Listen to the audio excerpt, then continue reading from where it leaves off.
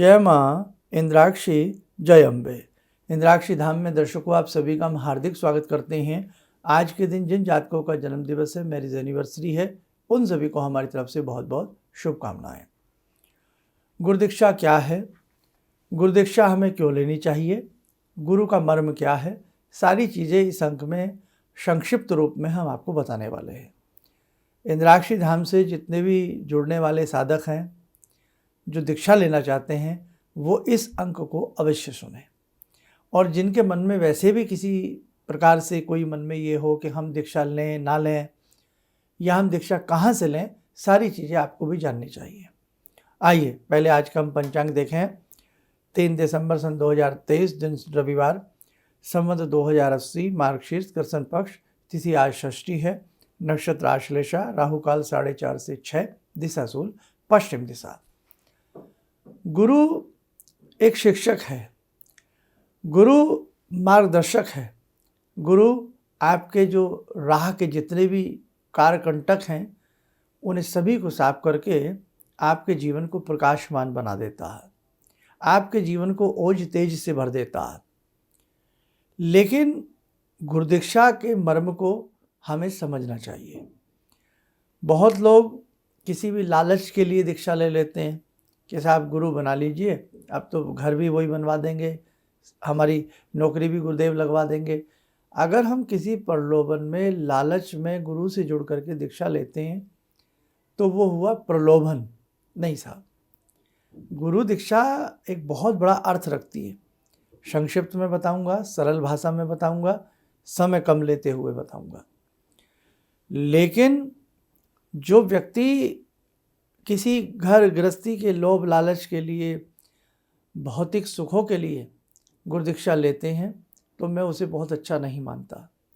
जो लोग अपनी आध्यात्मिक उन्नति के लिए, मोक्ष के लिए, सुंदर जीवन के लिए, अच्छी शिक्षा के लिए, अच्छी योजनाओं के लिए, परोपकार के लिए, कुछ जीवन में सीखने के लिए, जीवन को उन्नतशाली बनाने के लिए, जीवन को वैभवशाली बनाने के लिए जो गुरु दीक्षा लेते हैं, वो चीज़ बढ़िया होती है।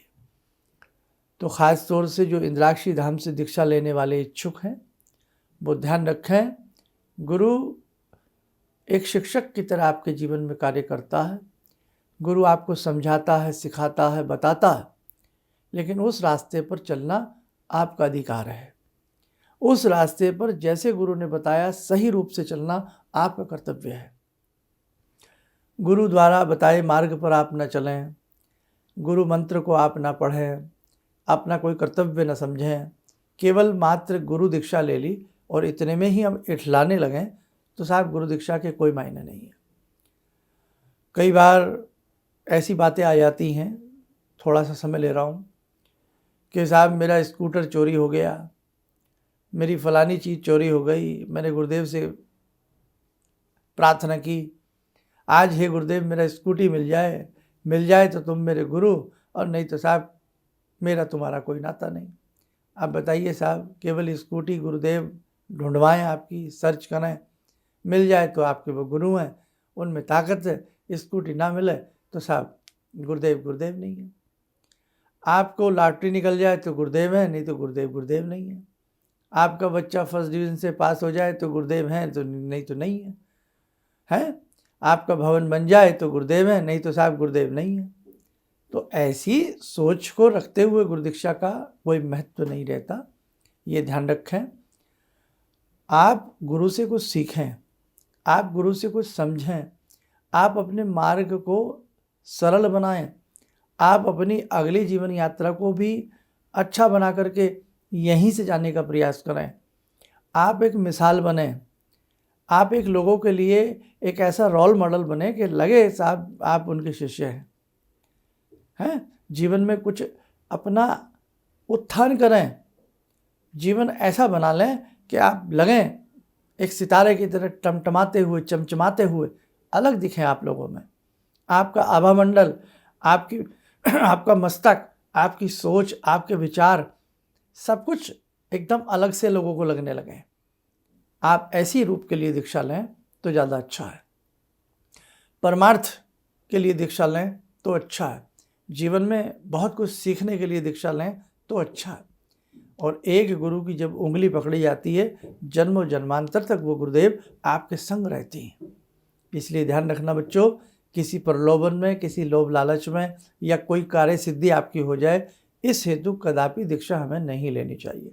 ये मेरा अपना मंतव्य है, हो सकता है सबके विचार अलग हों, लेकिन जीवन को कुछ बनाने के लिए, जीवन में कुछ ऐसा कर गुजरने के लिए ये जीवन एक ही बार मिलता है, बार बार हमें जीवन नहीं मिलता।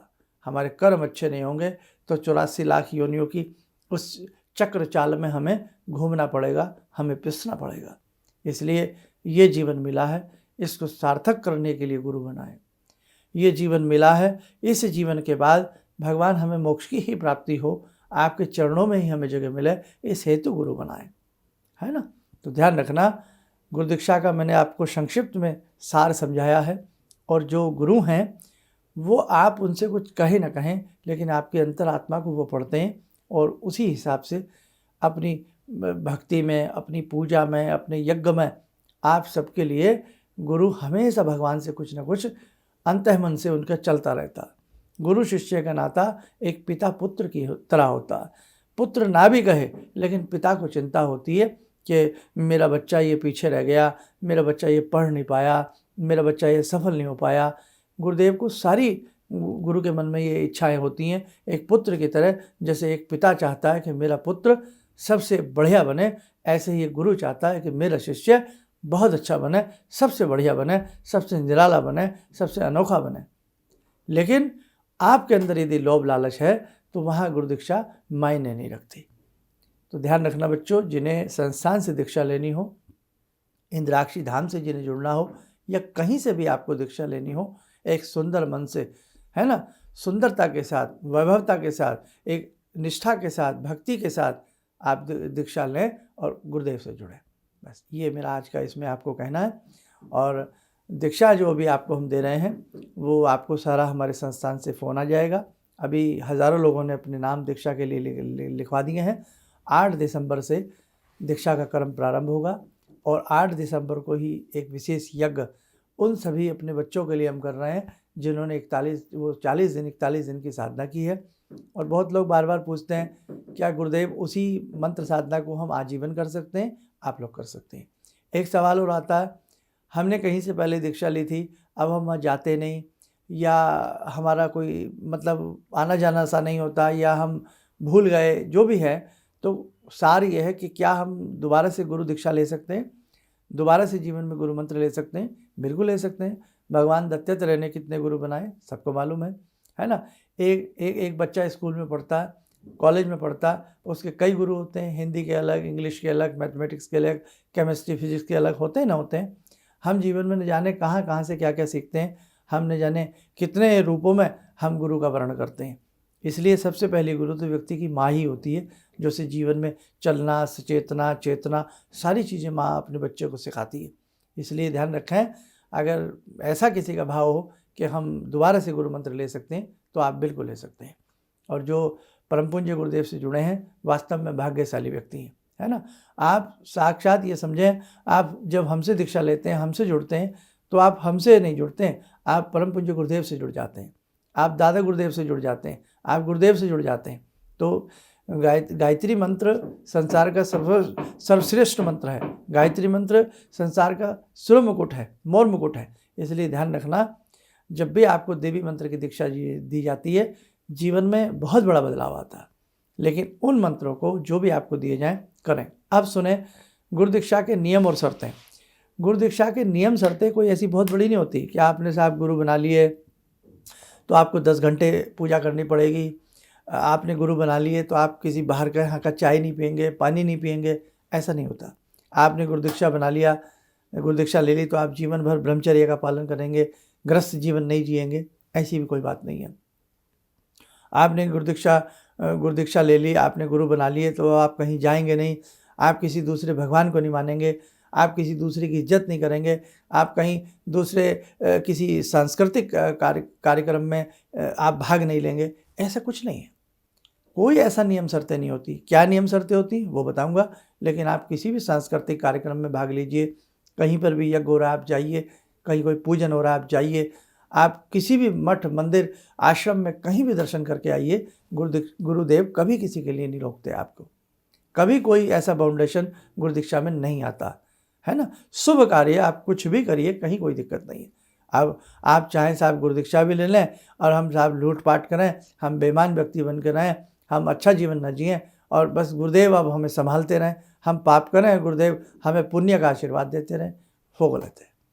इसलिए प्रयास करें जब गुरुदेव से जुड़ें, कहीं भी आप गुरु दीक्षा लें, जो भी आपके गुरुदेव का नियम कायदे हैं, जो उन्होंने थोड़ा बहुत भी आपको बताया जाता है कि बेटा इस मंत्र को 5 मिनट पढ़ लिया करो, तो प्रयास किया जाए। कभी मजबूरी है, सफ़र में है, बीमार हैं तो छूट है, माफ़ी होती है।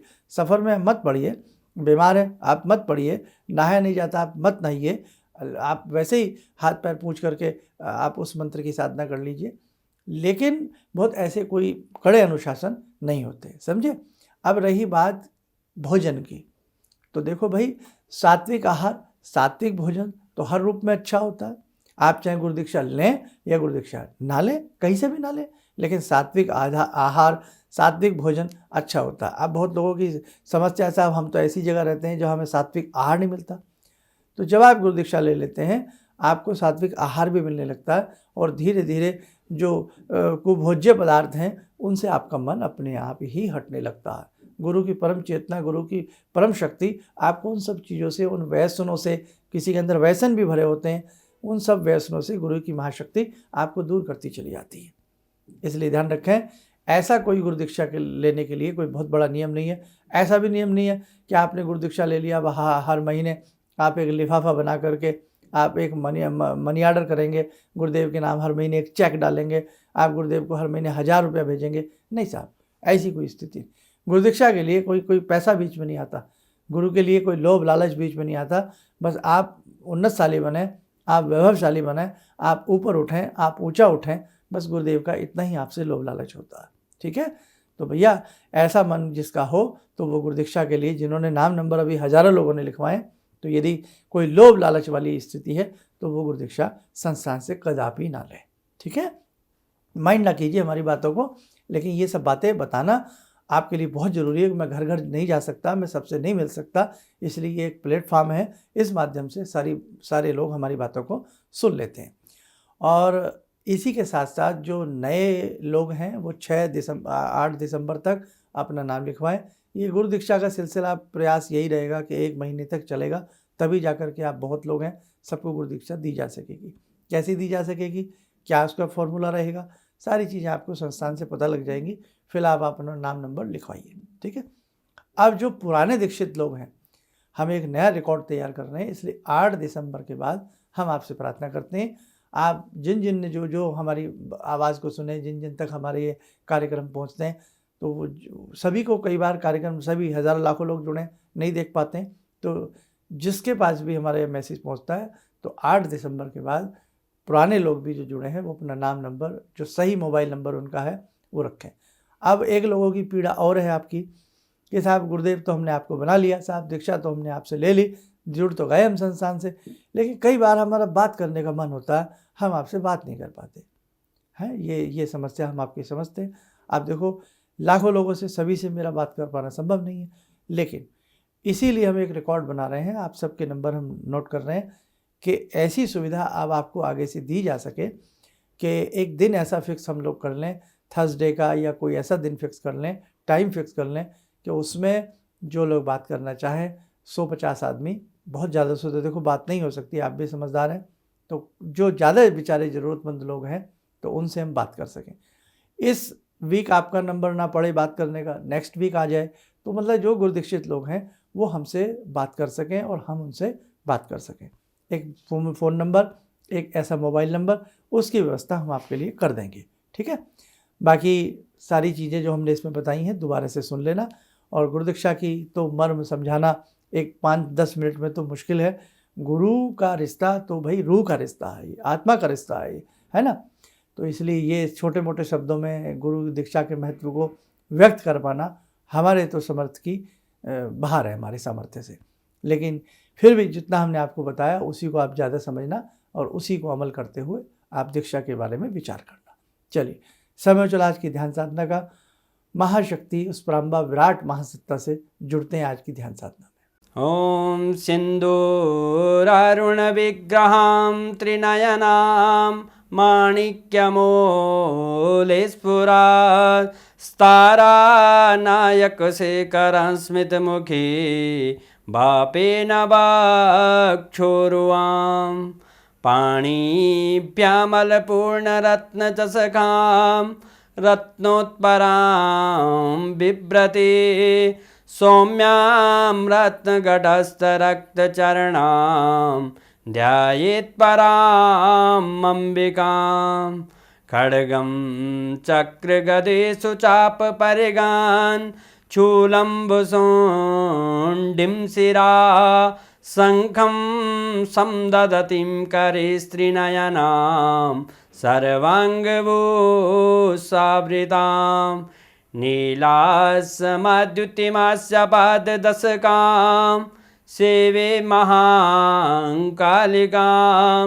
यामास्तो स्वपितैर्हरो कमलजो हन्तुं मधुं कैटवं विद्युद्दामसमप्रभां मृगपते स्कन्दस्थितां भीषणां कन्या विहकरवालखेटविलसा धस्ताविरासेवितां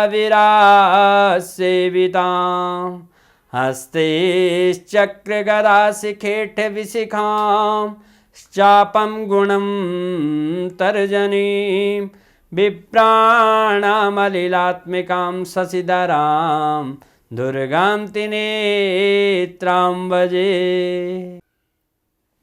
कवच बना लें, ध्यान करें। महाशक्ति का शुभ आशीष हम सबके ऊपर बरस रहा है।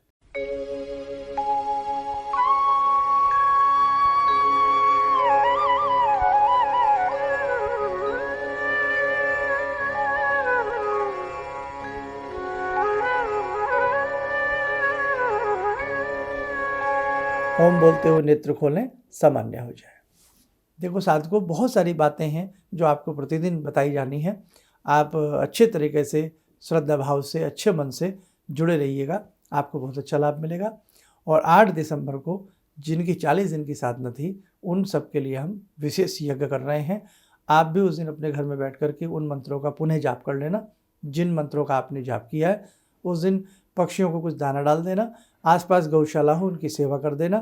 कहीं ऐसे स्थानों वहाँ फल भी आदि बांट सकते हैं। ये पूर्ण आहुति के रूप में आपका हो जाएगा और बहुत अच्छा इससे आपको लाभ भी मिलेगा। चलिए, आप स्वस्थ रहें, सुखी रहें। इन्हीं शुभकामनाओं के साथ हम अपनी वाणी को विराम देते हैं। जय जय अम्बे। गुरु जी से मैं तब से जुड़ा हूँ जब से वो एक चैनल आती थी P7, उसी से मैं जुड़ा हुआ था। और गुरुदेव से हमारी जब मुलाकात हुई तो मैं आश्चर्यचकित रह गया जब उन्होंने हमसे बताया कि आपके साथ ऐसे ऐसे हुई। तो मैं इतना आश्चर्य हो गया कि इन्हें कैसे मालूम, और इतना बढ़िया इन्होंने बताया जिसके वजह से मैं आज तक उनसे प्रभावित हूँ। और इनका बताने का शैली वगैरह इतनी बढ़िया है जो हम अपने क्लास के टीचर से भी उतना बढ़िया नहीं समझ पाते थे। ये हमें बहुत पसंद आई। और दूसरी बात कि इनके साथ जितने भी मैं जुड़ा, जब से जुड़ा रहा, जो भी समस्या आई, मैं बहुत ही अच्छा तरह से मेरे सॉल्व होते चले गए। और आज तक मैं उनके आशीर्वाद से मैं बहुत सुखी हूँ। को प्रेस करें ताकि आप देख सकें हमारा कार्यक्रम सबसे पहले। और अधिक जानकारी के लिए फेसबुक पेज को लाइक करना ना भूलें।